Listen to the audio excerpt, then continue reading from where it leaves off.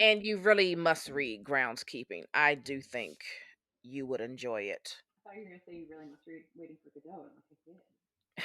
But we need to read more Whoa, of man. Beckett. Oh, I forgot to look for him. We were at McKay. I'm sure there was more.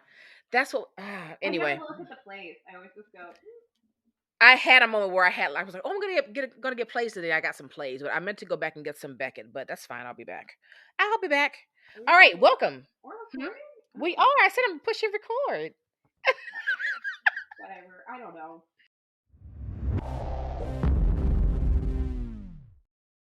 Look, it's a day, but we are foraging. We're just moving forward. I thought you said Welcome. foraging. I'm like, what am I foraging I, for? I'm I, nothing.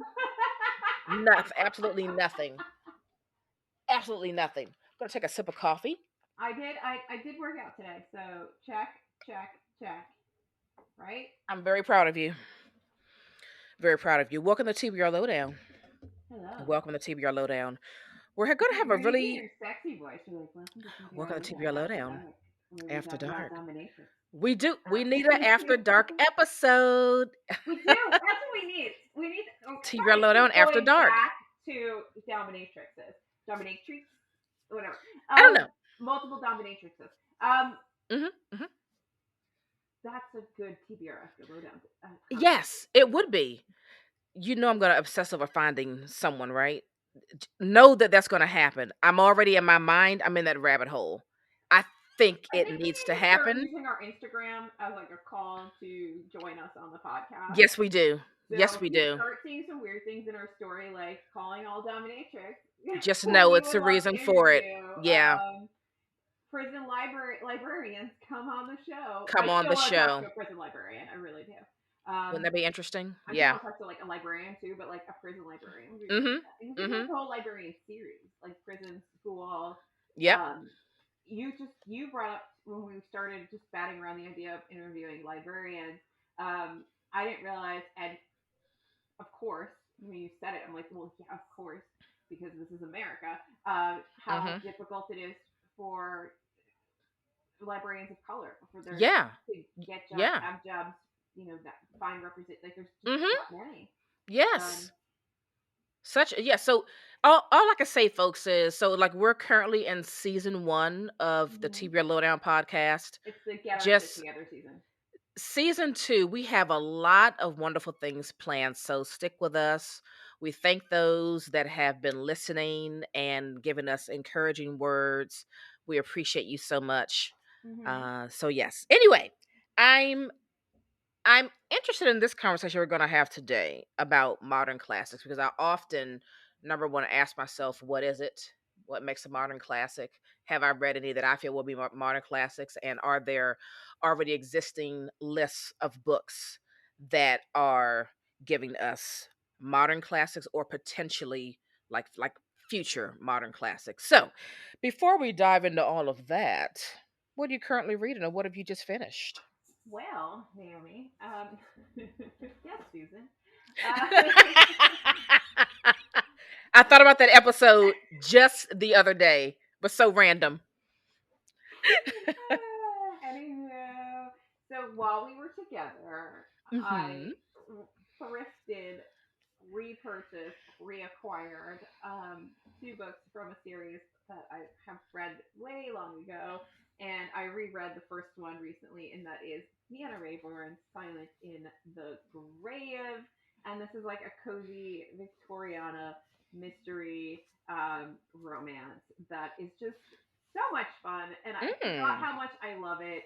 I like you in flannel, by the way. So if you're not watching this the video, that'll make no sense. But anyway, just put a flannel on because she must be cold. And Yes. it's spring, and spring is difficult.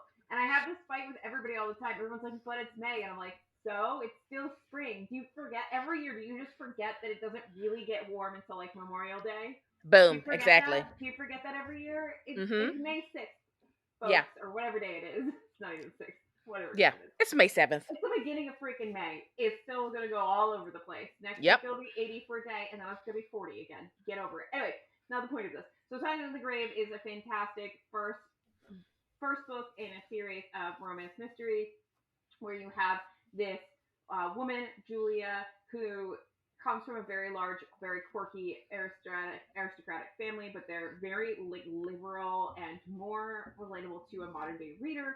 Uh, like one of her sisters is a lesbian. Um, there's all kinds of other stuff that's going on in the family. Like she befriends a prostitute in this. There's a lot of like they're just incredibly liberal, especially when you're talking about like Yeah. Victorian times, and it's fantastic.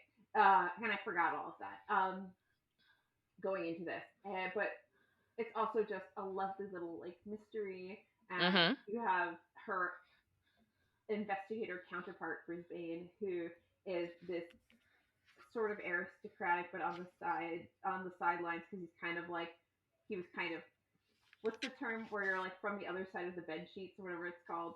You're Mhm. like he's he's not exactly legitimate, but he's Right. kind of like sexy and because he's part Romany gypsy, so like I'm gonna say the gypsy word because that's how they refer to him in here a Yeah. lot. And yeah, so there's a lot of talk about just the general like what's the word intolerance that the gypsies get in general and how her family doesn't really believe in that. So there's all kinds of like political things that are and politics and stuff that are like broke through here. Liberalism that broke through this story as well, and it's just I don't know. I just have such a good time. I love it. I love I Brisbane. I love love it. every time he plays the violin and he plays some like sexy. I don't know I thing. I love just how happy this book makes you. no, I I love also it, love the fact that you owned it before, read it before, gave it away, and and then then I you know just that, bought it again and you're reading it again. and I'm in love again. Yeah, yeah. Yeah. I love that for you. Mm-hmm. All right, so I am almost done with Cursed Bunny by Bora Chung, translated by Anton Her, and these are short stories translated from Korean. And I just have to say that I am in love with this book. I They are so creative. Some are very dark, some are bordering scary, some are really really weird, but this is such a wonderful collection of short stories. Like the first one I can't stop thinking about. Should I tell y'all about it? I'm going to deal with Tell it. us, Naomi, because I really do need to So, read these because the fact that you love them so much and they're creepy and just weird, I'm like, that's creepy and yeah. weird. That's me. So the first one, so this woman, she's married and she has a baby. Every time she goes to the bathroom, she sees something like peeking out at her from the toilet, and it happens every single time she uses the bathroom. Like, where is it peeping out? In the toilet. In the toilet? Yeah. So she like uses the bathroom and then she like, looks back and sees something, she flushes and then it like returns. And so eventually she just like closes the lid and doesn't use the bathroom for a while, thinking that the thing is going to go away, but then she goes to the bathroom again and like there it is, but like now it's bigger and it's like it just keeps getting bigger and Is it bigger. is it a sentient poo? It's something. It's disgusting how it's described. And so later on she has a baby, and then when that child becomes like toilet using age, then that thing is appearing when her daughter goes to the bathroom. And so she's trying to escape this thing, but it's never really gone. And so eventually what happens is this thing is like fully formed and it like comes out of the toilet and like it sheds itself and it's just basically her. It's a carbon copy of her. And this thing that has formed in the toilet is so angry at her for having been on the outside living this wonderful life that this thing says, now it's time for me to live this life. And then it makes her go into the toilet. It is so weird and so bonkers, and I cannot stop thinking about it. But the way it's described really is disgusting, and I could not get enough of it. So that's just an example of some of the short stories in Cursed Bunny. And also the short story titled Cursed Bunny was really good. I just want to say, just please pick it up. If you've never read a short story collection, if you've never had an interest in reading a short story collection, I'm just going to say, give this one a chance. It's fantastic. So Y'all who are listening to this audio need to go to tbrlowdown.com and look at the uncut video for this episode because Alyssa's face right now is saying all of the things. so here's my immediate thought when you start talking about toilet creatures. So um my ex-husband was reading this book Mhm. and he was telling me about this book, and I think I purposely blocked out what this book was, because I don't want to know. But in this book, and someone's probably going to tell me now because it's yeah, in this book there were these, it's like a sort of fantasy book, like an apocalyptic fantasy book, and there were these creatures that essentially lived at the bottom of a latrine, Mhm. and they just like ate your poop. And as soon as you said that, my mind went back to that, and now that's all I'm going to think about every time I go to the bathroom, You're welcome. especially like a porta potty. Because every time I do go into a porta potty, I do make sure there isn't a creature in there. You're welcome. And there's sloths that live in toilets too, and like eat. I mean, I've just got, you send me down. I want to call it a rabbit hole, but it's not. It's a poop hole of horrible thoughts. I'm just saying, it's a fantastic short story collection. But you know what? That also sounds like, what was that movie? Was it Them? The one with the bunnies and Jordan Peele that came after. Oh, I What is didn't it watch called? that. Us? We? They so yeah, I didn't watch it Something like though. that. I wanted to watch it and for some reason I didn't. I forgot all about it. But yeah, yeah, I know what you're talking about, but I didn't watch it. Mhm. It's sort of similar, Yeah. but not with toilets. Yeah. So, let's just give you like a little But teeny it's tiny so like, taste. but like, wouldn't you be mad if there was another you and all you did was literally shit on it all the time? Well, Yeah. Sorry, this is not the point of this episode, Amy.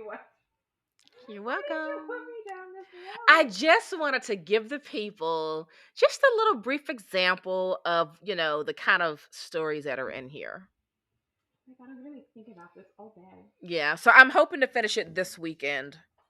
I'm just gonna think about poop creatures. Oh, Yeah. Oh, so that's Cursed Bunny by Bora Chung, translated by Anton Her, and this is shortlisted, right? Is it shortlisted? I don't know. You're the one who keeps up with this stuff. I think it's shortlisted for the International Booker. I need to double check that. I wait for you to read things and then tell me what of the book prices are worth my time. This one definitely is. Definitely is. Because I do not care enough to read them all beforehand. Nope. I don't know how and why I've become obsessed with knowing and then following. Yes, it is shortlisted for the International Booker. Okay. Read it, people. Read it. That's all. I just want you to know through the rest of this episode, my internal monologue is just me thinking about poop creatures. Well, shouldn't we all? What's in your toilet? I don't want to know. Oh, your turn. So a modern classic. What is it?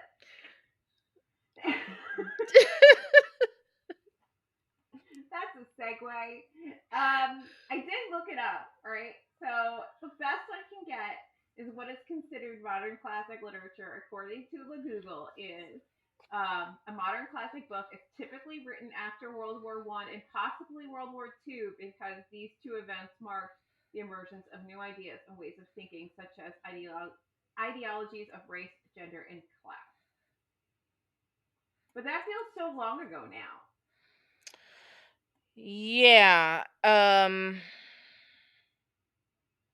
So are we in a period of redefining a modern classic? It's interesting, right? I don't know. So, okay, what does Book Riot say? Book Riot says, all right, The term modern classic gets thrown around a lot, but what does it actually mean? I've seen lists of modern classics that include books from as far back as the 19th century and from as recently as 5 years ago. But aren't books from the 19th century just straightforward classics? And Yeah. aren't books from 5 years ago too recent to call a classic at all?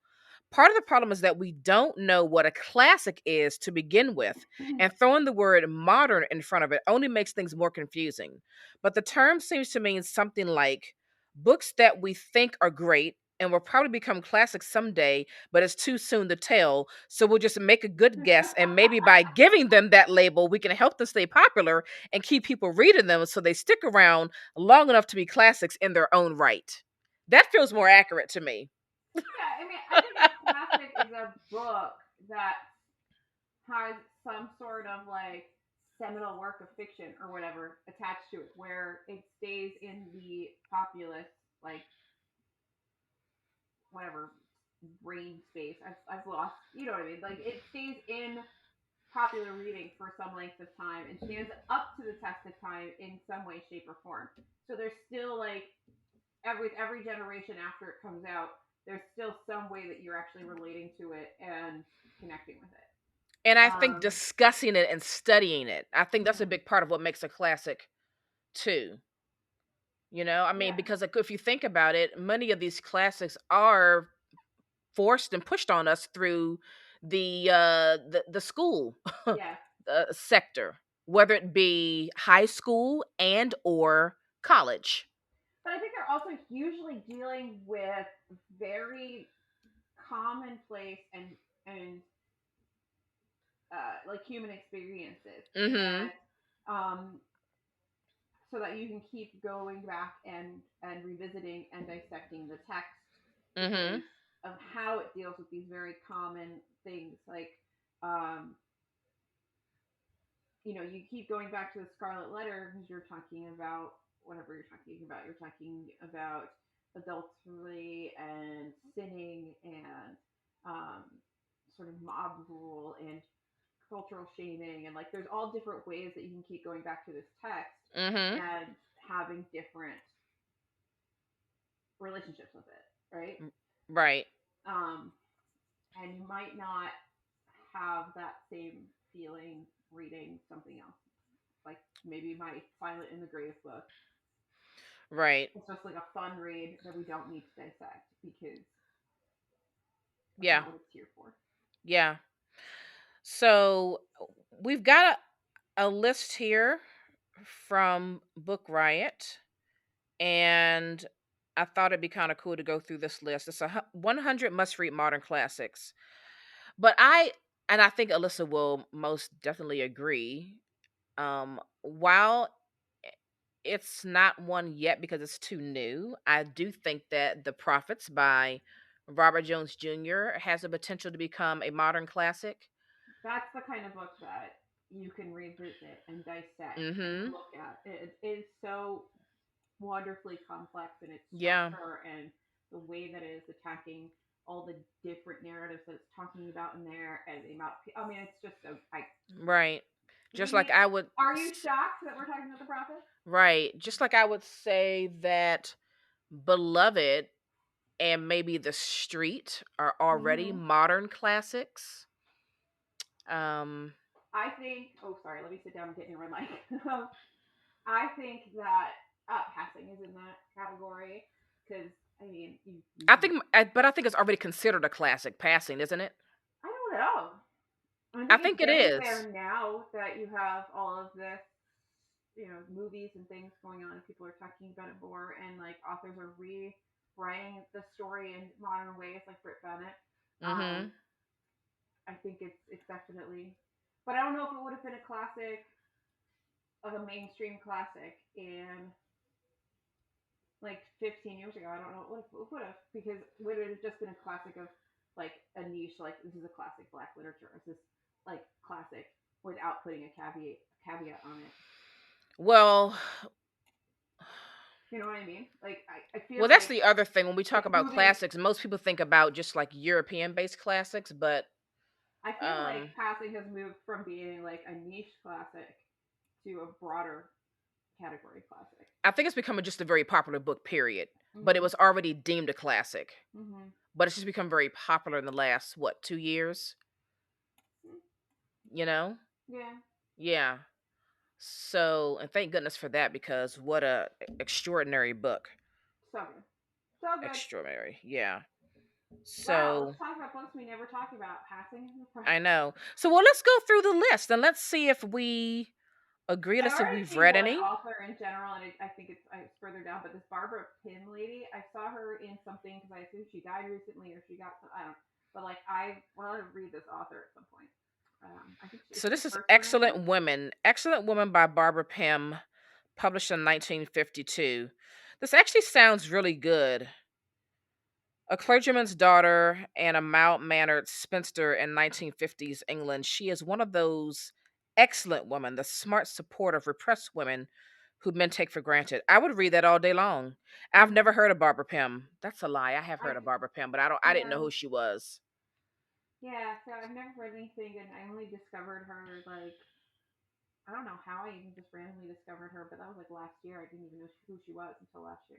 Yeah, Invisible Man's on here, and both of us own this book and need to read this book. And this Mm-hmm. is a book that I'm familiar with, and I'm very interested in getting into this one, Invisible Man. I I think think. we. Mhm. I was gonna say I think we've all read The Crucible, but we're I was specifically getting ready to say I familiar think with. we've all read The Crucible in school, the same as Fahrenheit 451. Yeah, A Kiss Before Dying by Ira Levin. I don't even know what that is. I don't either. It says now a modern classic as gripping in its tautly plotted action as it is penetrating in its exploration of a criminal mind. It tells a shocking tale of a young man who will stop at nothing, not even murder, to get what he wants. That Sounds like a that great book. pulls me in. Yeah.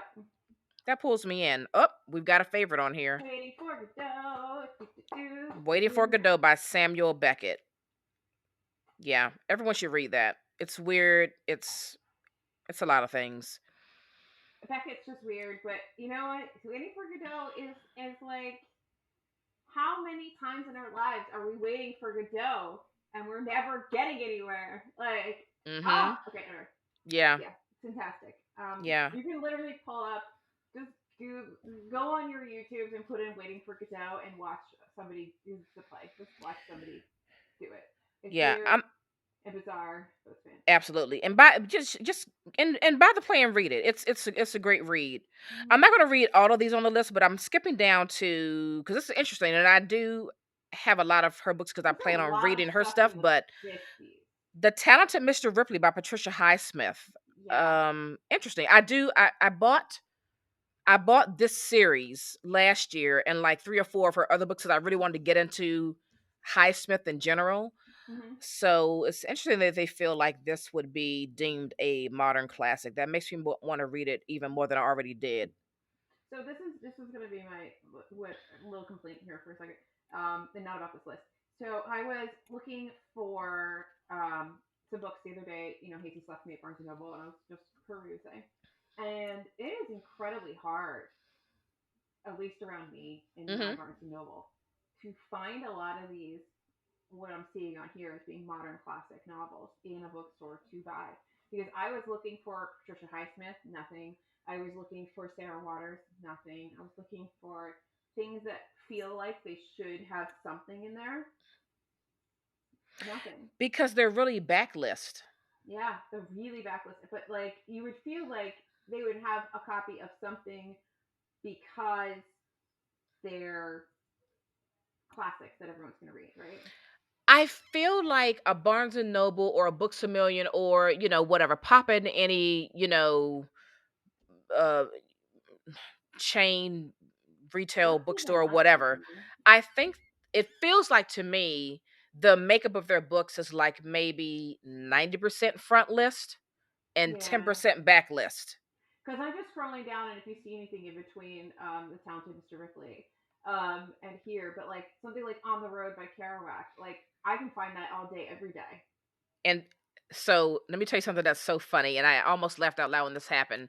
When the new Barnes and Noble opened by my house, and I went in there that first time, and I'm just, Mm-hmm. I'm just looking around, and this young college kid comes in, he's like, yeah, I'm looking for On the Road by Jack Kerouac, and I'm like, wow, you guys are still Yeah, they're wanting still that book. working. You know what I mean? Men, I never read Kerouac, and like the male beatniks, like they just don't really do anything for me.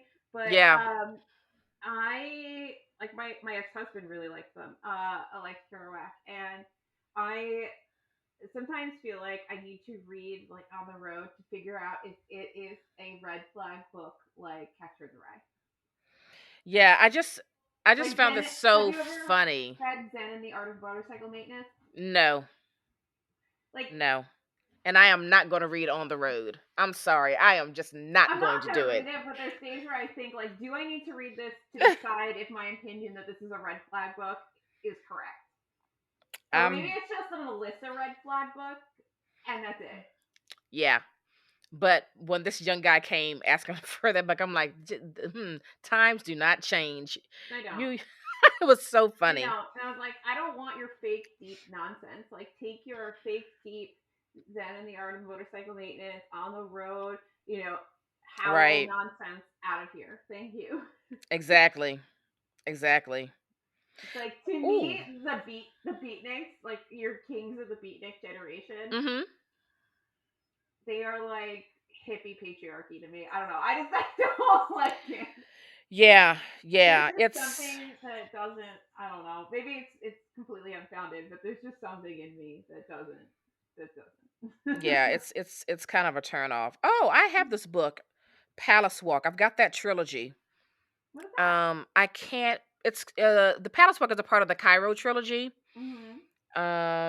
And one day I scored. McKay just had all three right there, and I was like, "Yes, you are waiting for me." I can't pronounce this gentleman's name. Ooh. Um, but it's the saga of a Muslim family in Cairo during Egypt's occupation by British forces in the early 1900s, and it has really wonderful reviews for the entire trilogy. So I'm hoping I can get to that this year. Jesus might like that. Have you Okay. heard of The Assistant by Bernard Malamet? No. Interesting. So, this novel unerringly evokes an immigrant world of cramped circumstances and great expectations. Malama defined the immigrant experience in a way that has proven vital for several generations of writers. Hmm. Very interesting list. Do you consider The Goldfinch by Donna Tartt a modern classic? Because what do you think? I've heard I some mean, people. I would think that if I had to pick a Donald Tart book, it would be The Goldfinch because I don't think that I don't think that what's the other stupid book that I don't like? That first one about what was it called? Little Secret History. Strangers. No, Oh, Secret I History. thought you meant her. Okay. No, her first one's Secret History. The middle one is Little Friend, and then I like The Goldfinch.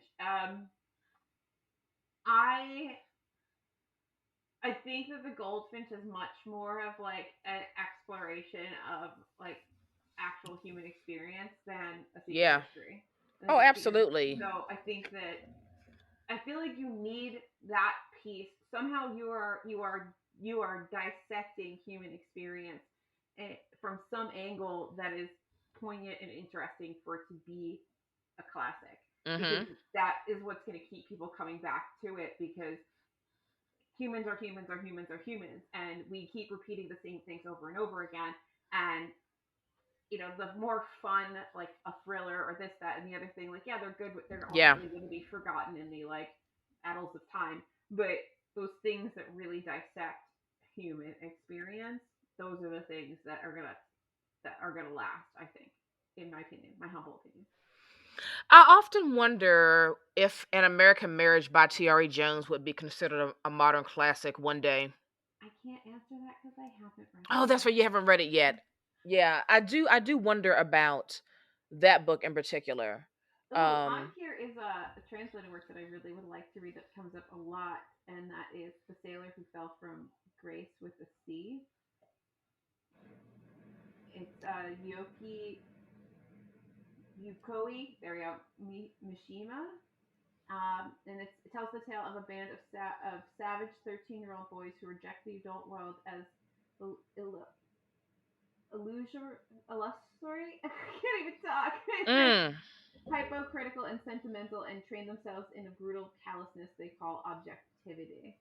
So we just sound. I see it pop up a lot. Like you wanna see it. Yeah. Sorry, I got distracted by. This is what happens when you give me lists, Naomi. I just scroll through it and I'm like, ooh, ooh, ooh, ooh, ooh. Yeah.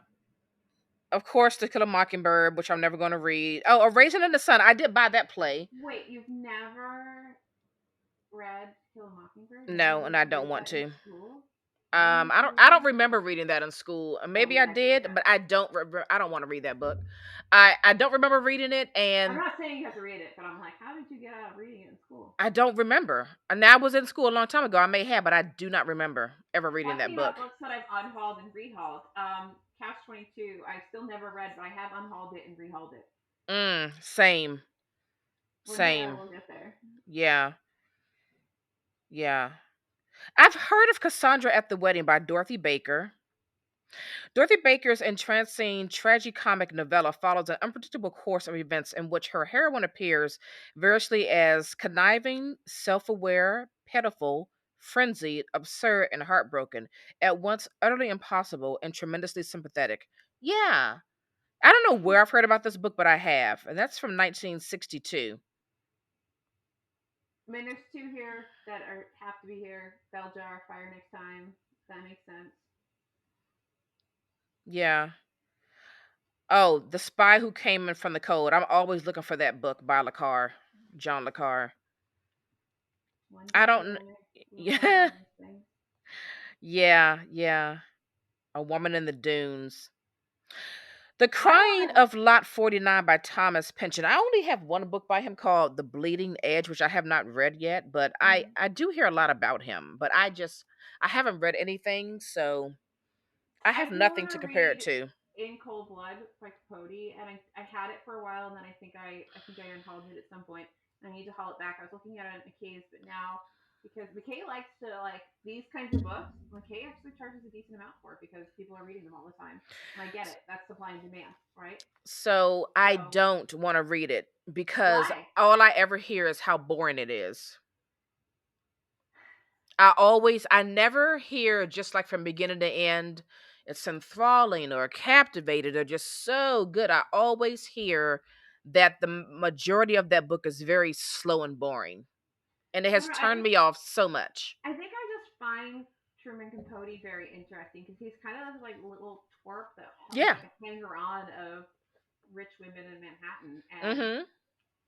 kept their secrets and exposed their secrets. I mean, he's kind of like a fascinatingly. I mean, I think then maybe like a book about him is probably more interesting than reading In Cold Blood. And isn't there a book about him Yeah, and all of his little shenanigans with his all of I his little forgot what is it vices. what is it called? It's something like terrible people doing terrible things, something like that. There is a Mm-hmm. book about that. I would rather read that than In Cold Blood. What I won't read is Breakfast at Tiffany's because I love that movie so much, and the book is so different from the movie that I am Mm, not ready to like. I don't want to somehow. I don't think I can separate them in my brain, so I just have to not read the book. interesting. Now, here's a book that I always hear about and I really want to read it. It's 84 Charing Cross Road Me by too. Helene Humph. I don't know how to say that last name, from 1970. It just sounds like such a charming, sweet, cozy book. I really want to read it one day. Sounds I want to wonderful. read The Left Hand of Darkness by Ursula K. Le Guin because I want to get into more Le Guin. And did you know that Le Guin actually also like Translated translated books? work? Mm-hmm. Yeah. I was like, what? Who? Since when? Yeah. But I don't know everything. I don't know why I don't know why I don't have an interest in reading her, although I've heard nothing but fantastic things about what she writes. But Because I don't you know. don't I don't because you don't need to read all the things. Yeah, I don't have a desire to read her. I'll let you enjoy that. And you can just tell Okay. me all about it. Let's see what else we have in here. Ah, fuck you, Stephen King. Um, sorry, You all know how she feels about Kindred. Yay! Stephen King. I get it. You guys love him. Whatever. Go fuck yourself. No, don't go fuck yourself. I'm sorry. That was harsh. I I'm just not also gonna read it. wonder if Pachinko by Minjin Lee will become a modern classic. Probably. And I do need to watch that because it's already on Apple TV. I need to stop being so harsh when I talk about Stephen King. There's nothing wrong with people that read Stephen King. I just hate Well, Stephen you King. don't have a problem with people that read Stephen King. You just have a problem with Stephen King. I know, but I get a little aggressive about it. I need to, pull it back a bit. I think it's fine. I did just get The House of Spirits by Isabella Allende. Mm-hmm. So I do need to read that hopefully soon. Oh, Your House on Mango Street. Did you read that recently? I did not read that. Who read that recently? I don't know. So this book that people always talk about, and it's always on all these lists, "The Why Sargasso Sea" by Jean Rhys You Rees. read that and you hated it. I really hated that book, and I'm trying to figure out why people think it's so amazing. Because isn't For it the life of supposed me, to I can't figure it be? out. Isn't it supposed to be the story of um, what's his face, his wife before? Is that the one that's like Jane Eyre's wife? Yeah, it's one of those, but like Yeah, Mr. Rochester. Not Jane Eyre's wife. Ha! I just made them lip. the Mr. story just Rochester. is. I don't know. I just think I think it's terrible. I really hate that book. And Um, every time someone talks about how wonderful it is, I'm like, what is it that you saw? Or what is it that you got that I didn't get or that I didn't see? Like, what the hell am I missing? you need to read The Unbearable Lightness of Being. Yeah, I have it because Mm-hmm. you told me to, and I did get it. But you do. No, not yet, but I'm going to. Beloved is on here. What's on here? Beloved. Oh, okay, good. What's Good. the Joy Luck Club by Amy Tan? And I've Oh, never I have read that. that. Have you ever read that? No, that's why I bought it because I want to read it one day. Because I remember everyone being like, probably when the movie came out, because the book was published in '89, and probably when the movie came out, I remember it being like a big deal. I remember when the book came out, I mean, I was and it 16. and that's why I bought it. I was like, I'm going to read that book one day. I have a beautiful copy of it. So Uh, that's exciting. Oh, Look at Me by Anita Bruckner or Brockner. She's someone I want to read. I think she also did she write that book called something like Hotel du Lac or something like that. I don't know. Oh, The She, Secret History is on here. she's Awesome. someone I'm very interested in reading. No, I disagree. The Secret History should not be on this list. Book riot. Put a different book Yes, on there. Hotel du Lac, Anita Bruckner. I want to read that, but I've never heard it. Look at Me. I feel like we're in different parts of this list now. We're just having our own moment. It's Blindness. fine. Blindness is on here. Oh, but that's oh okay. I I never feel like hear the about emails recent. Seeing. I never hear about Yeah, the sequel. nobody ever talks about. We never even finished it. I just I feel like it doesn't know, get the same love, which is interesting. Nobody wants that part. We just want to end in. but I want to finish Seeing. We need to get there at some point. So, Love Medicine by Louise Erdrich is on here, which I do own, What is that one? I and it's skipped right actually by book that one. one of a series that she has. It is a multi-generational portrait of strong men and women caught in an unforgettable drama of anger, desire, and the healing power that is love medicine. I Hmm. do think she's a good writer, but I did not really love the sentence that she wrote. That was long That was listed not. for the Women's That, Prize. that's a, did you read that recently? Because it was for the Women's Prize for Yeah. this year. Yeah. What's on here is something I got this weekend. This past weekend when we went shopping. The God of Small Things, which everybody really, I hope, Mm-hmm. is equal parts powerful family saga, forbidden love story, and piercing political drama. It's the story of an affluent Indian family forever changed by one fateful day in 1969. I love it. That's got great reviews all over the place. You need to get it. Another book on here, Blood Meridian by Cormac McCarthy. That is an incredible book. It is very violent. It is very dark. I can't wait to read it again on my McCarthy journey. I'm not surprised to see it on here. It's an incredible book. Yeah, we love violent books. It's really good. Oh, have you ever read any Jamaica Kincaid? No. Me neither, and I need to, but her book, A Small Place, is on here. I've heard about Jamaica Kincaid for quite some time. I rarely see Kincaid in the thrift stores or the used bookstore, so I'm gonna have to seek her out online, but I would love to dive into some of Kincaid's work for sure. I also picked up the things I carried this weekend for Jesus. Oh, Uh, okay. it's an unparalleled Vietnam testament, a classic work of American literature never found sitting as men at war that illuminates the capacity and the limits of the human heart and soul. Interesting. Mm-hmm. So I don't know how I feel about the secret history being on here, like you said. I want. I haven't read it. I did look for it when we were out last week, and I didn't see it anywhere. Mm-hmm. So, if you run across it at the book barn, because I told you I would read it. I told you I would read it. I would read it. If you run across it at the book barn, please grab me a copy. Yeah, I think that's where I found mine. So, I mean, I Yeah. might go there for a little bit because we got so many books this past weekend that I don't even know where I'm putting them. But yeah, I will keep an eye out for it. I'm a little bit mad because now that Amazon is like, you, so now there's all the Amazon sellers that are going in and just crushing the book thrifting. Yeah. It's really frustrating. So I feel like they just decimate the bookworm now. Yeah, they Between do. them and like the regular booksellers, it's really annoying because my book barn is like a little hidden gem in the Hudson Valley, and it's not so hidden, and everybody comes there, and they're in there with a little scanner. It's just like Right. through all my books. I don't like it. Go away. Let me peruse my books in peace, please. That's too bad. That's really too bad. But Well, I they're mean, even for trying. the library, I'm happy for the library to get the money, but like, I'll get the money too. Yeah, exactly, exactly. Well, Mm-hmm. this is an interesting list, and I think the topic of what makes a modern classic is very interesting uh as well. So I don't know. I mean, I think it's I interesting that something like Gabriel Garcia Marquez is on here, but it's for 100 Years of Solitude and not for like Love and Atomic Cholera.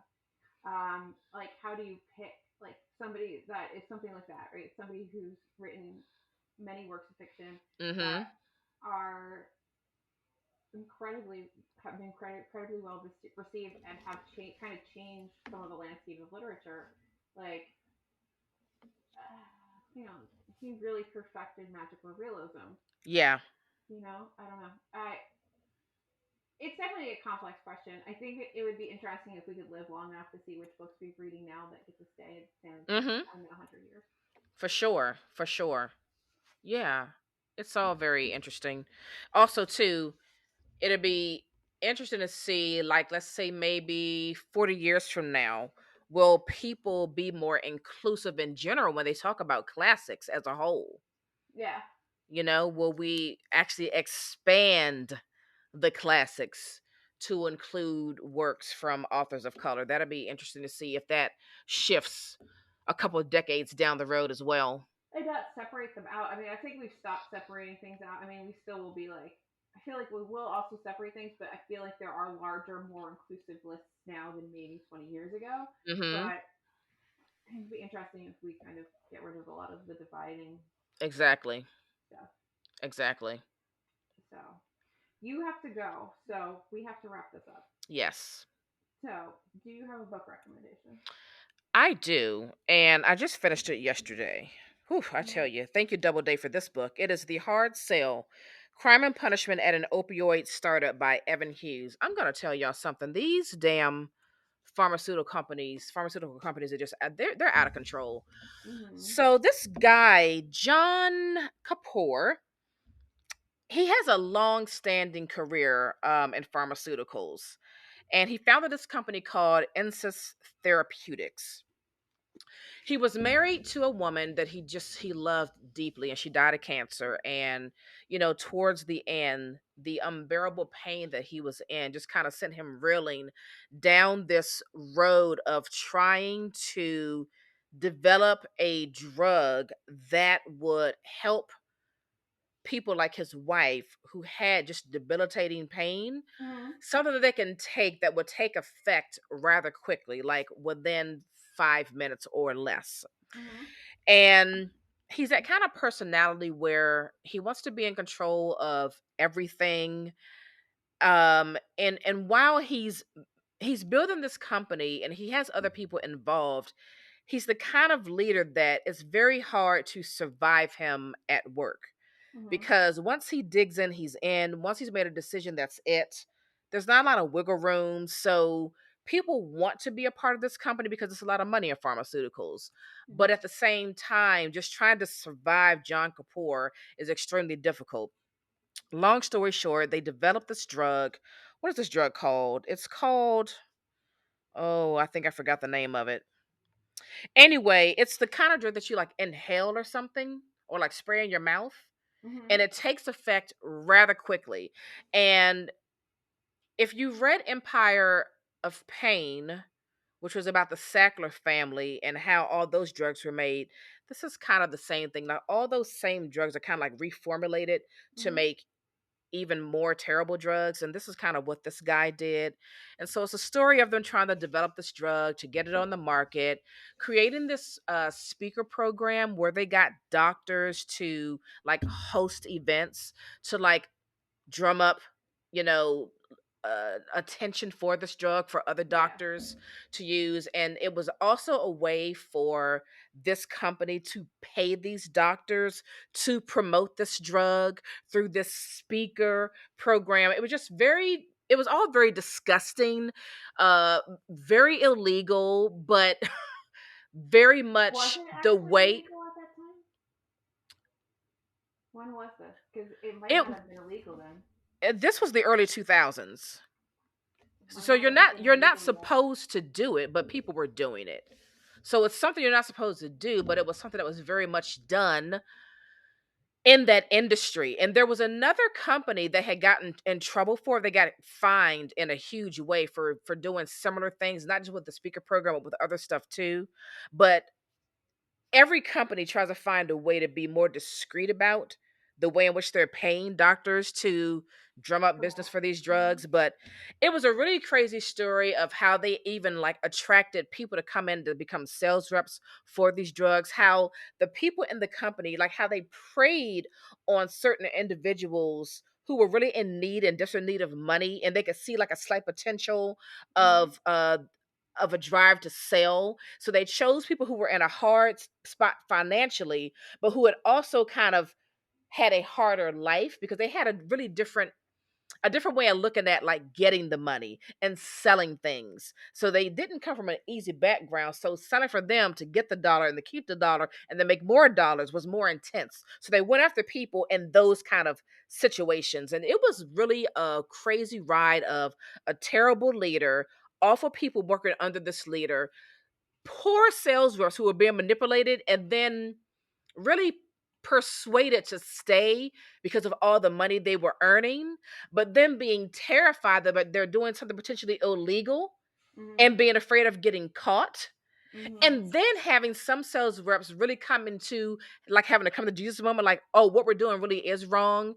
And I think I'm going to get in trouble too. So I want to be the first one to snitch and become a Mhm. whistleblower. Like all these things are happening in this story. It's a lot, but it's a fantastic read because it also shows you that even when other pharmaceutical companies get in trouble for doing X, Y, and Z, it doesn't matter because the next company comes along and does the same thing, and they kind of all sort of get away with it at some point.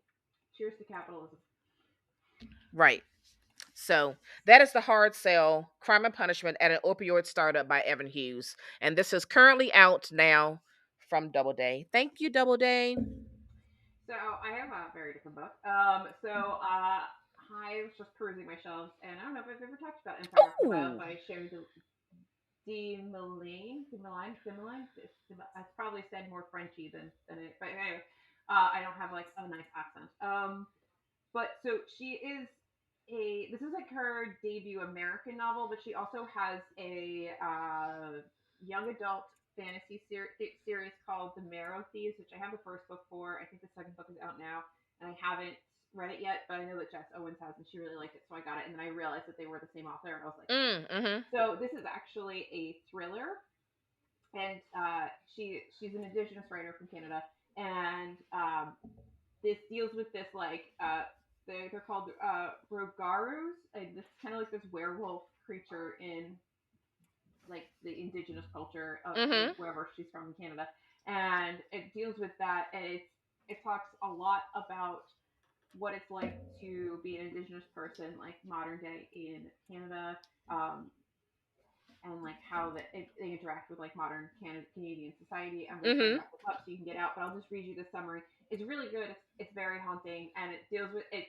It uses a plot device that, or something in the plot that I really always find super creepy, and that's like the big tent preacher. Oh, yeah.